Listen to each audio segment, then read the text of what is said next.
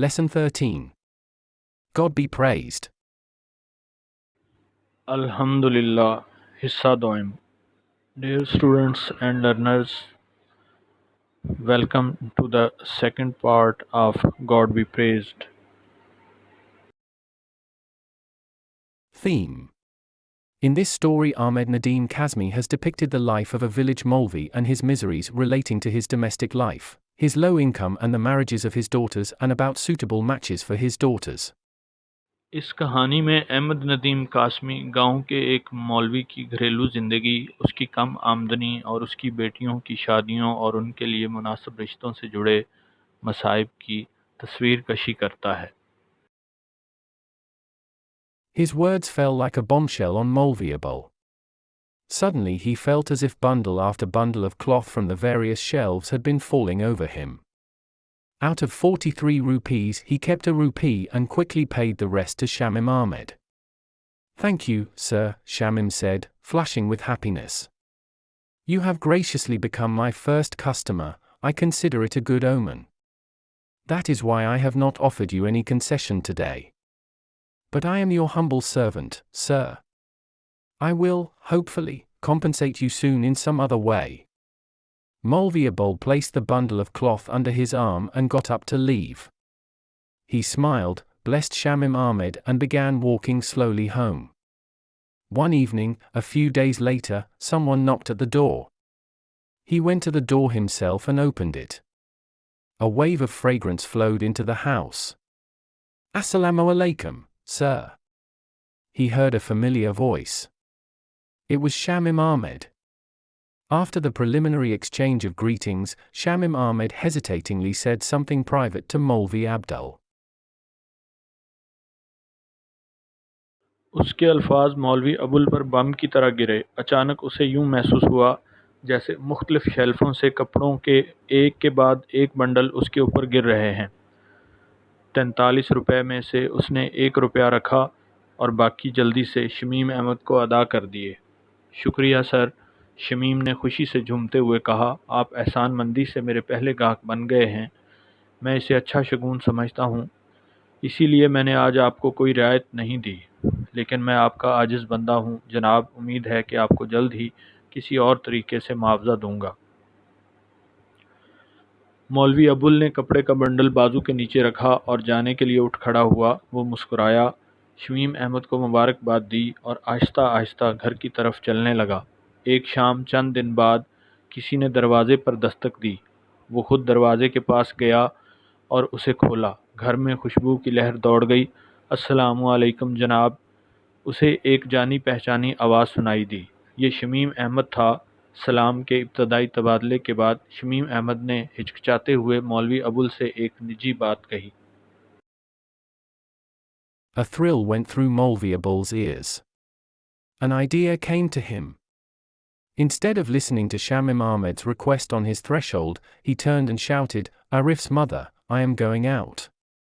I will be back soon." And he started walking towards the mosque. Shamim Ahmed followed him silently. They went to a room at one end of the mosque. It was dark and usually used for offering special prayers in solitude. Maulvi Abul went into the room. He put a match to a dry twig and with it lit the earthen lamp. The flame flickered for a while, then became steady. Shamim Ahmed was now looking nervously into the flickering flame. To put him at ease, Maulvi Abul said softly, "What is it, son?" Shamim Ahmed lowered his eyes, hesitated for a moment and then replied, "If you allow me, sir, I'll begin." मौलवी अबुल के कानों में सनसनी फैल गई। उसे एक ख्याल आया। अपनी दहलीज पर शमीम अहमद की दरख्वास्त सुनने के बजाय वो मुड़ा और चिल्ला कर बोला, "आरिफ की माँ, मैं बाहर जा रहा हूँ, मैं जल्द वापस आऊँगा," और मस्जिद की तरफ चलने लगा। शमीम अहमद खामोशी से उसके पीछे चला गया। वो मस्जिद के एक सिरे पर एक कमरे में गए। ये तारीक था और अमूमन तन्हाई में खुसूसी नमाज अदा करने के लिए इस्तेमाल होता था। मौलवी अबुल कमरे में चला गया। उसने एक सूखी टहनी को माचिस लगाई और उससे मिट्टी का चिराग जलाया। शोला कुछ देर तक टिमटिमाया, फिर तसलसल से जलने लगा। शमीम अहमद अब घबराकर टिमटिमाते शोले की तरफ देख रहा था। उसे तसल्ली देने के लिए मौलवी अबुल ने आहिस्ता से कहा, बेटा क्या बात है?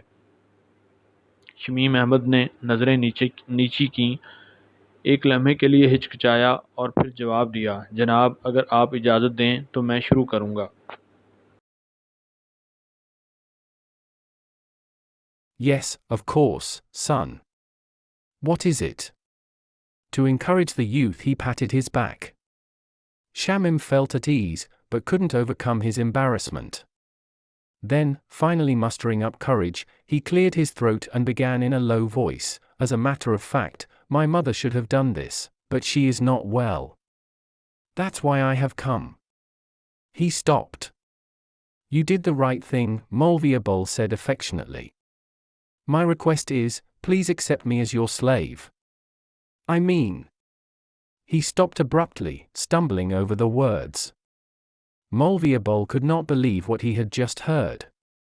To make sure, he asked, what is it, son? I don't quite understand. You wish me to accept you as? Yes, sir, as your slave.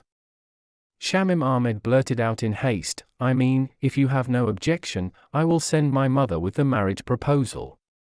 It will be an honor, sir, to be your son. हाँ बिल्कुल बेटा, क्या बात है? नौजवान की हौसला अफजाई के लिए उसकी पीठ थपथपाई।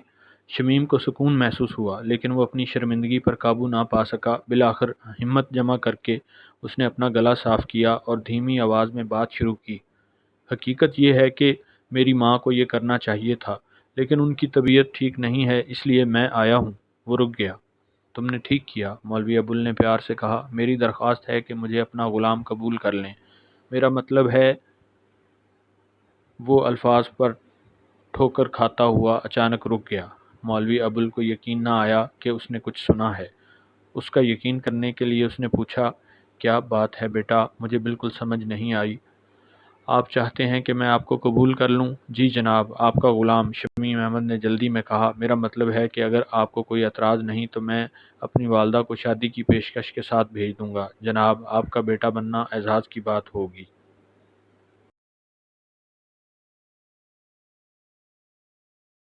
In his excitement, fear and confusion, he did not see the tears which had silently rolled down Molvi Abul's cheeks.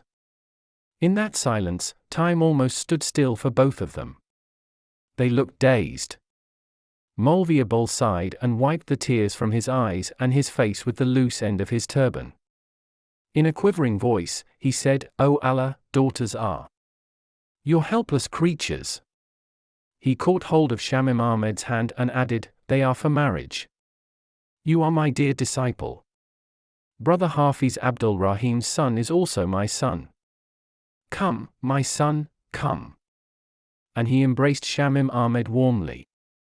Half an hour later, when he reached home, Zibanaiza asked, where are you coming from with this wave of fragrance? Mehroon looked up. Before her father could answer, she said, yes, Abba, what a sweet perfume. The whole house is full of it. अपने जोश, खौफ और उलझन में उसने वो आंसू नहीं देखे जो खामोशी से मौलवी अबुल के गालों पर बह निकले थे। इस खामोशी में वक्त उन दोनों के लिए तकरीबन साकित था। वो हक्का बक्का लग रहे थे। मौलवी अबुल ने आह भरी और अपनी पगड़ी के ढीले सिरे से अपनी आंखों और चेहरे से आंसू पोंछे। लरजती हुई आवाज़ में उसने कहा, ए अल्लाह, बेटियां तेरी बेबस मखलूक हैं। उसने शमीम अहमद का हाथ पकड़कर मज़ीद कहा, वो शादी के लिए हैं, तुम मेरे प्यारे शागिर्द हो। भाई हाफिज़ अब्दुल रहीम का बेटा भी मेरा बेटा है। आओ बेटा आओ। उसने शमीम अहमद को गर्मजोशी से गले लगाया। आधे घंटे के बाद जब वो घर पहुंचा तो ज़ेबुन निसा ने पूछा, ये खुशबू के साथ कहाँ से आ रहे हो? मेहरुन ने ऊपर देखा। इससे पहले कि उसके वालिद जवाब देते उसने कहा, हाँ अब्बा, क्या प्यारा परफ्यूम है। पूरा घर उससे भरा हुआ है। Seeing him silent, his wife went to him. What is it? She inquired softly. Molvi Abul looked first towards his eldest daughter, then towards the row of children who had appeared on the scene. They had all clustered around their sister. They looked disappointed, for he had returned empty-handed. They had to be pleased first. So he declared slowly, "Tonight, all my children will get a special treat, a little raw sugar with bread." This did the trick. Their faces immediately lit up with joy. He then went to another part of the courtyard and sat down on the matted bed. "Come here," Arif's mother, Molvia Bol, sounded excited as he called out to his wife. He told her the whole incident. At first Zibanisa did not believe him. But when he repeated the story under oath, she began to cry. "Don't cry, Zibun," he said softly. He rarely addressed her that way. But today was a special day. Allah did listen to our prayers. Let us bow our heads to him. उसे खामोश देखकर उसकी बीवी उसके पास गई। "ये क्या है?" उसने आहिस्ता से पूछा। मौलवी अबुल ने पहले अपनी बड़ी बेटी की तरफ देखा, फिर बच्चों की सफ़ की तरफ जो मंजर पर नमूदार हुए थे। वो सब अपनी बहन के गिर्द जमा थे। वो मायूस नज़र आए क्योंकि वो खाली हाथ लौटा था। उन्हें पहले राज़ी होना था, तो उसने धीरे से ऐलान किया, "आज रात मेरे तमाम बच्चों को खुसूसी दावत मिलेगी, रोटी के साथ थोड़ी सी कच्ची चीनी।" ये चाल चल गई। उनके चेहरे फ़ौरन खुशी से चमक उठे। फिर वो सहन के दूसरे हिस्से में गया और चटाई वाली चारपाई पर बैठ गया। "इधर आओ आरिफ की माँ," मौलवी अबुल ने अपनी बीवी को पुकारते हुए पुरजोश आवाज़ में कहा। उसने उसे सारा वाक़या सुनाया। पहले तो ज़ेबुन निसा ने उस पर यकीन नहीं किया, लेकिन जब उसने कसम खाकर कहानी दोहराई तो वो रोने लगी। "रो मत ज़ेबुन," उसने आहिस्ता से कहा। "वो शाज़ो नादर ही उसे इस तरह मुखातिब करता था, लेकिन आज का दिन ख़ास था। अल्लाह ने हमारी दुआएं सुन ली। आइए हम उसके आगे sir झुकाएं।"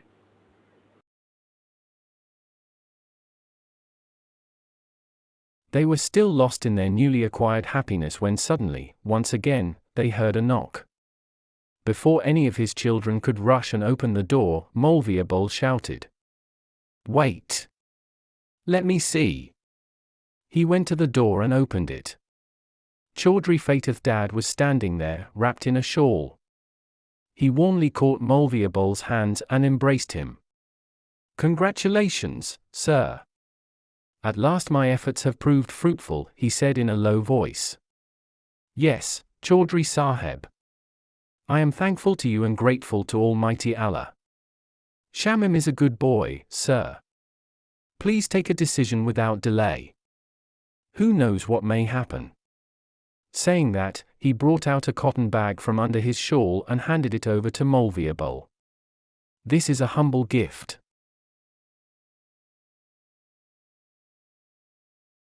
Please give it to my daughter on my behalf," said Chaudhry Fatih Dad.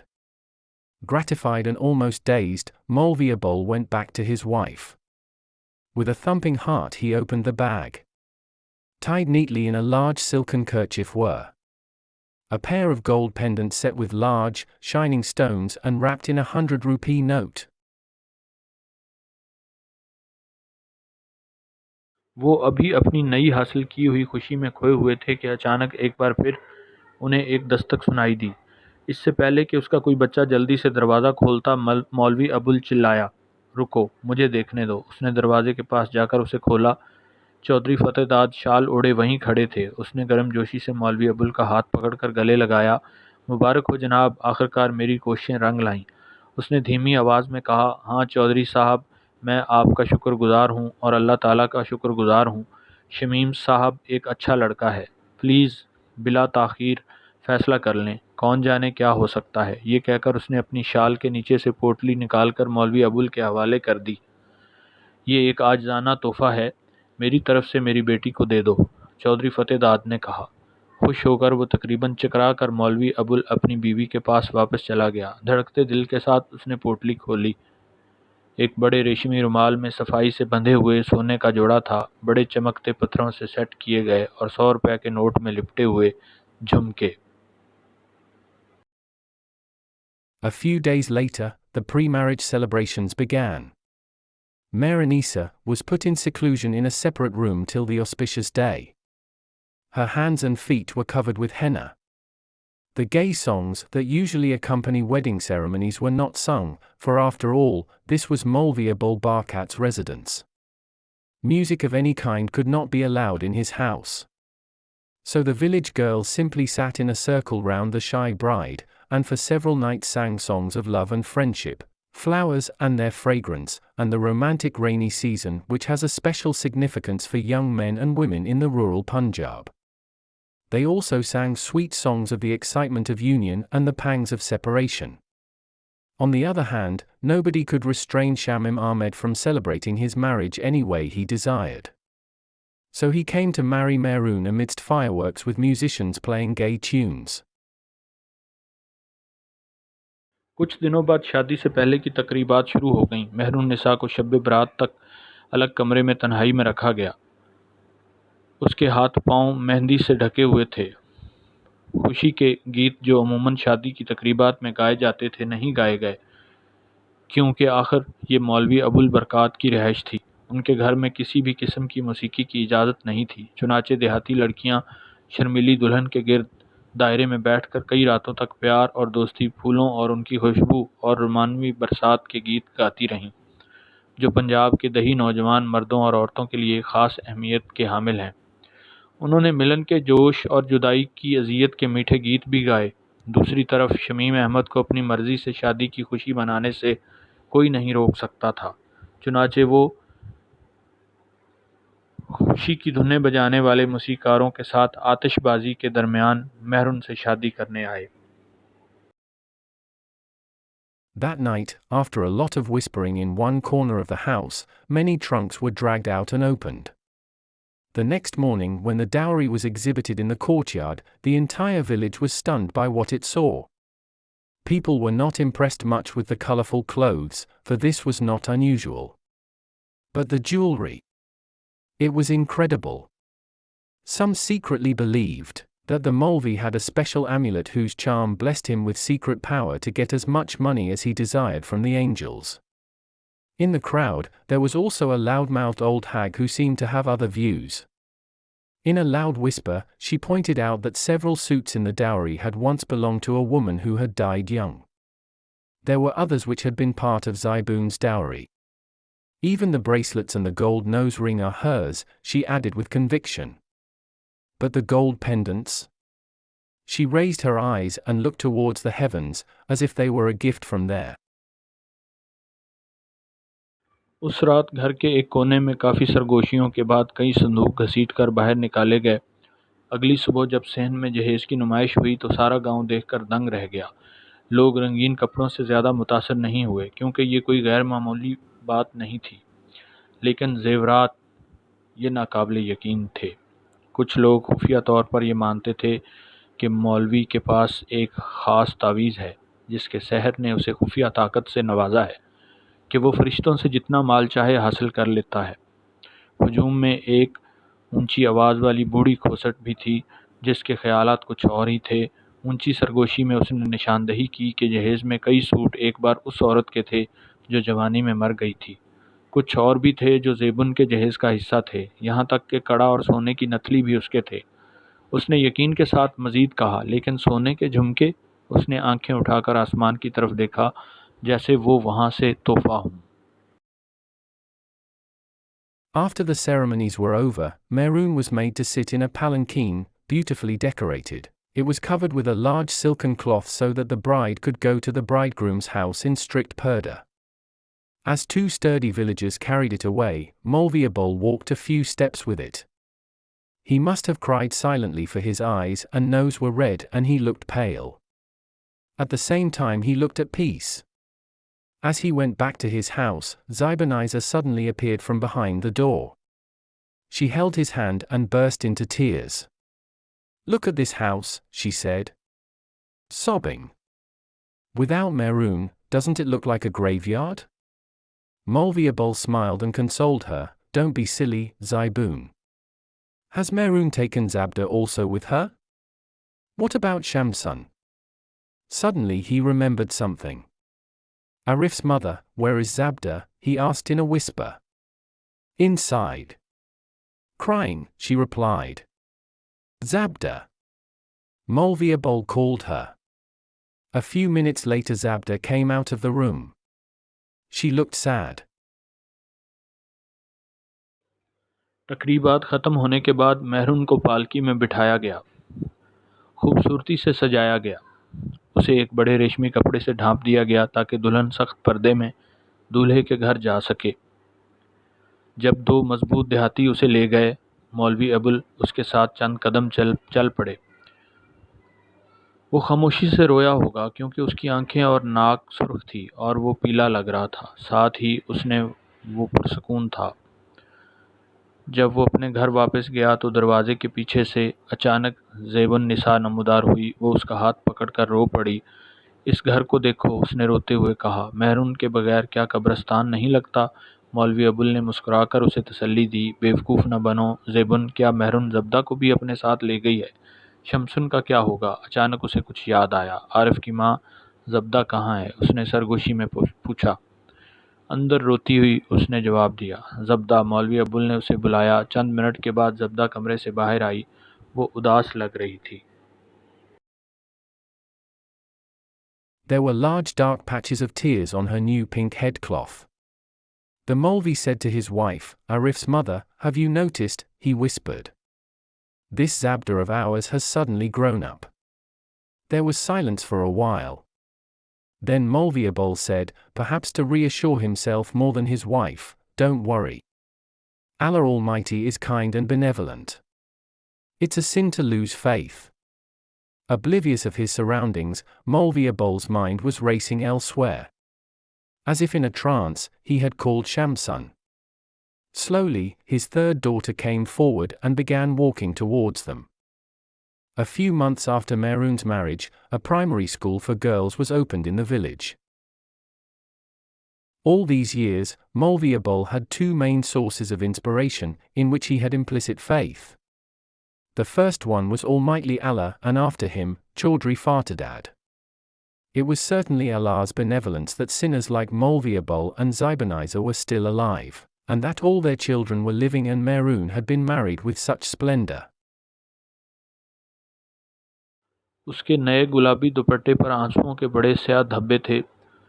मौलवी ने अपनी बीवी से कहा, आरिफ की माँ, क्या तुमने गौर किया? उसने सरगोशी की। हमारी ज़ब्दा अचानक बड़ी हो गई है। कुछ देर खामोशी रही। फिर मौलवी अबुल ने कहा, शायद अपनी बीवी से ज़्यादा खुद को यकीन दिलाने के लिए, फ़िक्र न करो, अल्लाह ताला मेहरबान और रहीम है। ईमान खोना गुनाह है। अपने गिरदोनवाह से गाफिल मौलवी अबुल का जहन किसी और तरफ दौड़ रहा था। जैसे किसी ट्रांस में उसने शमसुन को पुकारा हो। आहिस्ता आहिस्ता उनकी तीसरी बेटी आगे आई और उनकी तरफ चलने लगी। महरून की शादी के चंद माह बाद गांव में लड़कियों के लिए एक प्राइमरी स्कूल खोला गया। इन तमाम सालों में मौलवी अबुल के पास इल्हाम के दो अहम ज़राए थे, जिनमें वो मुज़मर ईमान रखते थे। सबसे पहले अल्लाह ताला और उसके बाद चौधरी फतेहदाद। ये यकीनन अल्लाह का करम था कि मौलवी अबुल फ़ज़ल और ज़ेबुन निसा जैसे गुनहगार अभी ज़िंदा थे और उनके तमाम बच्चे ज़िंदा थे, और महरून की शादी इस शान से हुई थी।